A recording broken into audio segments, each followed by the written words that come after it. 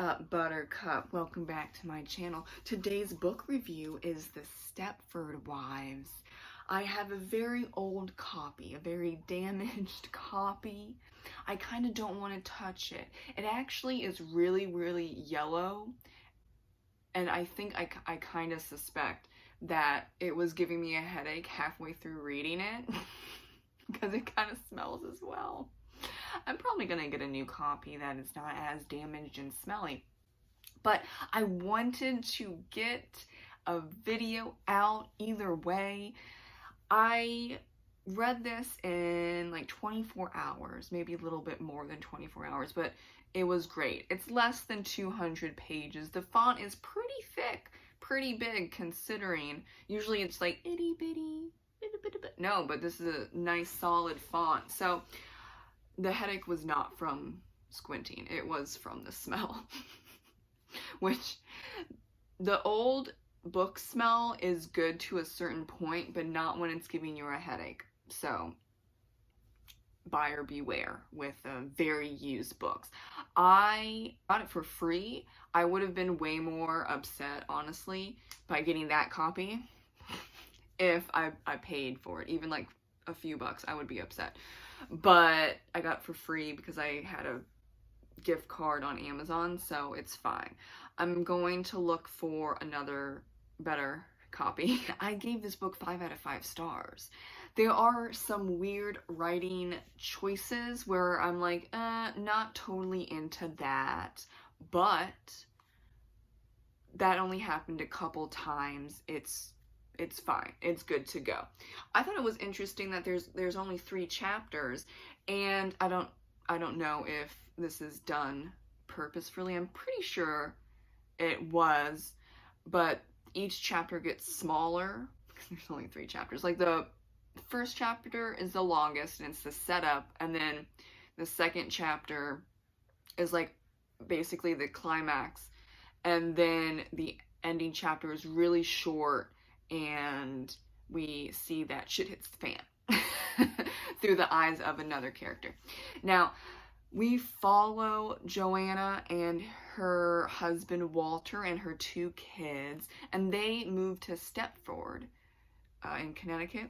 And it's a very small town, and it's surrounded by normal towns, but I think everyone knows at this point that the women are turned into cyborgs, or like robots. Actually, they're robots.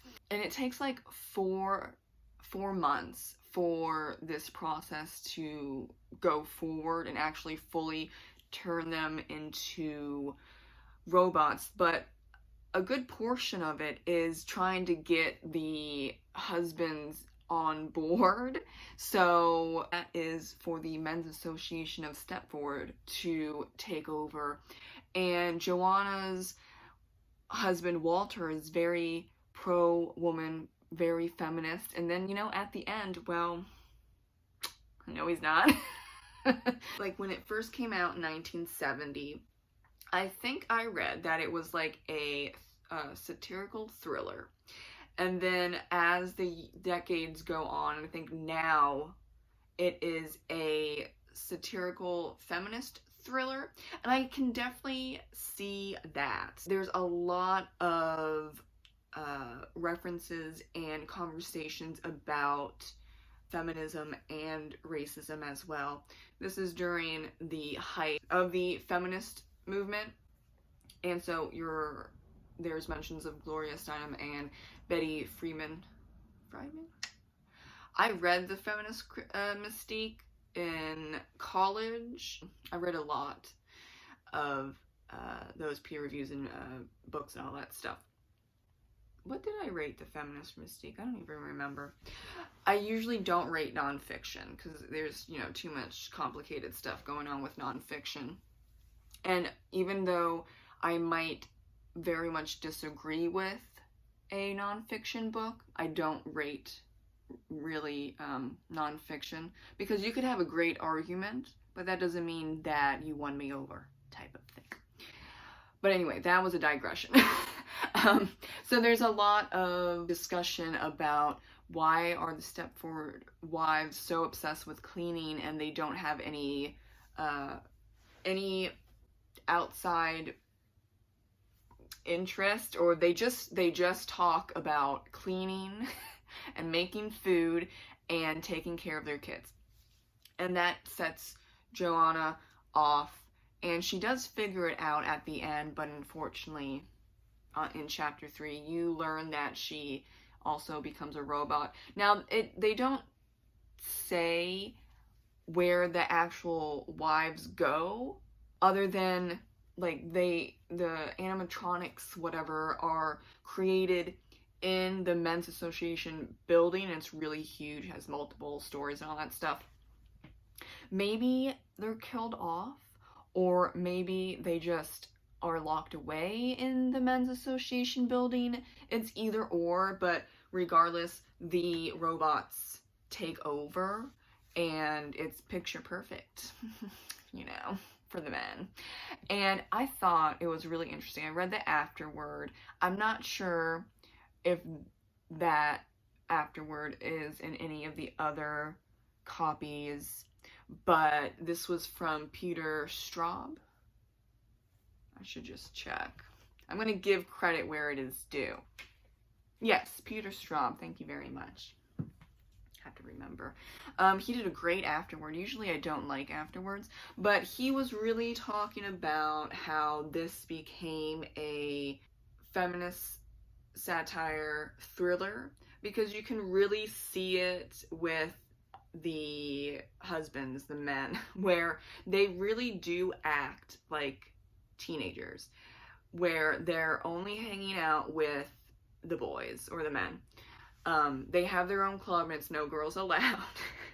And then they laugh over anything sexual, even though it's not a joke, and they are obsessed with a specific look of women, and then they turn all the robots into a very specific look, which is like big boobs, small waist, big butt, always in makeup. Like, you don't take off the makeup, you wear revealing clothing, and your hair is done perfectly, and they're always in really tall heels. And they're very organized. They don't talk back. They don't really talk at all, other than they're talking about the household. And they don't want to make friends because it's all about the husband. And also, there's a scene where Walter comes back from the men's association and Joanna's asleep, and he starts doing it to himself, and she's like, I'm right here. He's like, oh, yeah, right. I didn't want to wake you. She's like, well, you woke me because you were squeaking the bed, sir. And so then they have sex, but it's like the when you get to the end of the book, you realize that he's having sexy time with himself because of this fantasy that he is now creating the perfect wife, and his real life wife that's next to him is not good enough anymore. So you can kind of see the downslope of Walter acting out, and him like, you could just wear lipstick sometime, you could wear heels sometime, you could do this, you could do that, I just want a pretty wife. And you're like, oh, what? I think Joanna's pretty. But it's the whole thing that you have to be dressed up to the nine. You have to be a model 24/7, and then it's also the perfect wife and perfect mother and perfect housekeeper. And that is not very attainable, let me tell you that right now. I have seen a couple women do that, but that was when I was a kid, and they burned themselves completely out. And now that I know them, like in their 50s and their 60s, they're like, fuck this. I can't do this anymore. You want breakfast, lunch, and dinner every single day, handmade. I can't even get you pizza on a Friday night. Like, they're done. They're in their 50s and their 60s, and they're done. They agreed to doing like that perfect housewife when they were just married at like 18, 19, 20, whatever it was. And you know what? They took a long time. Then again, one of them kind of had it when she had 3 kids and then doing all that stuff. So she was done with it by 30, but she wasn't really voicing it. It took a while for her to voice that she was absolutely done and not having it anymore. And that's something that is really hard to discuss nowadays, and it's hard to discuss even between couples. That is not a realistic expectation anymore, especially when you really do need to have 2 incomes in this economy. Yeah, you do. Even if it's a part-time job for her, like, dude, you need 2 incomes. Oh my god. It's tough out there, people. It's really tough. This book I really enjoyed because it is satire, and it's like, so when people are saying, well, I want this type of wife, it's like, well, you're not really going to get that unless it's a robot. And that's kind of what the whole book is about. You're not going to get that absolutely fantastic fantasy that you had as a teenager, that you know, saw in magazines and movies and all of that stuff, because women are humans and they're going to have opinions. Oh my god. But when you don't want that, well, you get a robot. You get a Stepford wife. And I think it's really fascinating that the Stepford wife wording has now gone into the zeitgeist, and when it's actually not, I don't see it that much anymore, but you did see this in the zeitgeist wording for a while. I think it's now dated, and it is a bit rude. I think older people will do like the, oh, she's a Stepford wife, but I don't see people under 40 really doing or saying like Stepford wife as like a horrible thing, which is, it's not a good thing.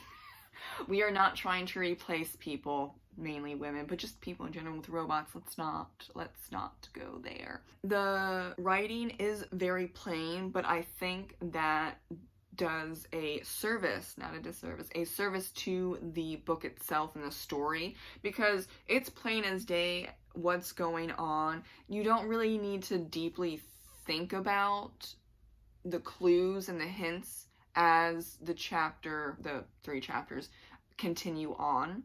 And I like that. I like a good, concise book that doesn't beat around the bush. You do have to think about stuff, of course, specifically like certain topics around feminism and racism, and you know, the satire and what the satire is talking about. Of course, yes, but like, you're not trying to analyze sentence by sentence to figure out what's going on. I think that's that's too much for me. I do like it, like I said, concise and simple, especially when you're tackling a very hard topic. Now, regarding the 3rd chapter, I thought this was actually fascinating and also a bit sad. But Peter in his afterword was talking about the racism part, and the fact that the only black family in Stepford is not affected by the robot issue, because the men's association is all white men, and they do not want to include Ruth Ann's husband. And she misses the whole section where Joanna is kidnapped and maybe not killed and replaced by a robot, but they were friends with one another for a while. But then Ruth Ann went into like solitary mode to write her 2nd children's novel, and so she really only kind of befriends Joanna for a little bit, and then also the librarian who's not in Stepford. Like, there's a library on the outskirts, and that's where everyone goes to. And so chapter 3, very short, we're in the eyes of Ruth Ann now, and she's shopping and people are not looking at her, they're not saying hi, they're not doing anything. She's like, okay, great. We're doing this again. I just spent like months in the basement writing this and illustrating this child's book, and what's going on? Why is everyone so damn perfect? Oh, and there's Joanna. Hello. Oh, she's obsessed with cleaning it now. Why? And why does she look like that? She goes back home to her husband and she's like, I don't get it. And I'm pretty sure the 4 months has passed, or it's really close to 4 months, where, like, hypothetically, she would have already been killed / kidnapped and put in a room or something and then replaced with the robot, and her husband would, you know, have the robotic perfect wife. But we're close or already past that, and that's because they're the only black family in Stepford. And so she and her children and her husband even are excluded, but she's not killed, possibly. Yeah, she's not any of that, and she just does not know what's going on. And it's, in a way, good that you don't know what's going on, because of the whole situation where these men in this men's association, most of them old, all of them white, all of them really rich, are just possibly killing their wives and replacing them with robots. That's fucked up. They don't want to have anything to do with them. So that is hiding the fact that all these women are actually robots, and Ruth Ann is basically the only human female that's just in Stepford, and that's really damn weird, isn't it? But it really does show that the men's association is just specifically for certain men. So that's why we have the feminism and racism topics within the Stepford Wives. I don't know about the movies. I really want to watch the movies. I've heard both movies changed the story, and like the 2004 one really changed it. I don't know what they changed specifically, but I'm wanting to at least watch the 2004 version and to see if they still, I know that they do talk about that feminism, but is it satire? Is it thriller? And do we also talk about the racism part? I would like to know. So there is a possibility that I'm going to do a video on the differences between the movies and the book. Look out for that.